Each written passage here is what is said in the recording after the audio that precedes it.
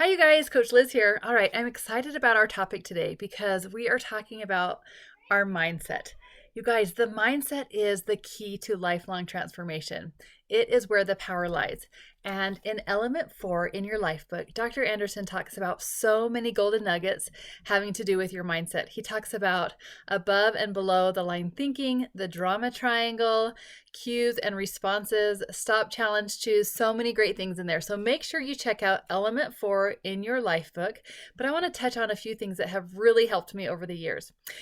First of all, becoming conscious. And so many times we go through life just unconscious. We just have these habits, these responses.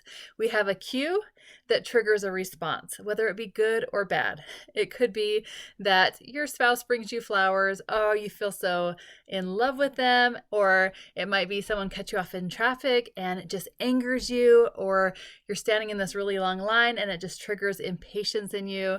Whatever it is, our brain just takes care of us. It just goes to work and just responds quickly. But the power lies when we can change that response to be more in control. And becoming conscious is the first step.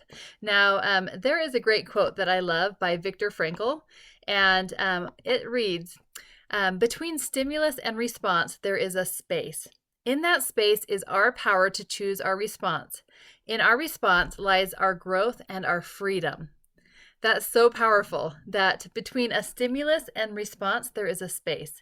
And when we can make that space longer instead of just reacting so quickly, when we can provide a space, it helps us to become aware and conscious and choose more thoughtfully how we want to react.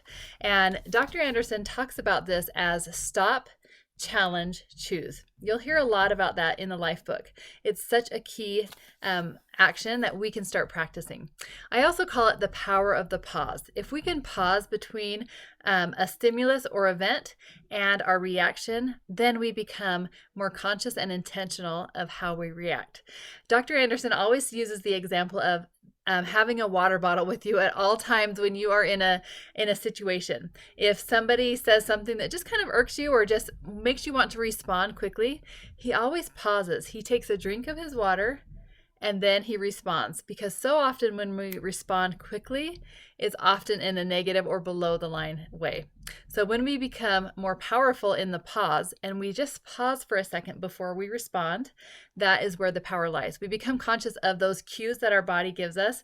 Maybe our heartbeat goes up, our breathing changes, maybe a lump in our throat. We become more conscious and aware of that, those signals that our body is sending, and then we can actually stop and make that choice. And it doesn't just have to do with food. Yes, maybe someone brings in cookies into the office and your response is to grab one, right? So often we just have those habits, those responses. Or it might be in a relationship, how you respond to one of your children, your spouse, a friend, a coworker. So often, if we just stop, we pause, we stop, challenge, and choose. So we make that pause and think about, how do I want to respond? What outcome do I want from this?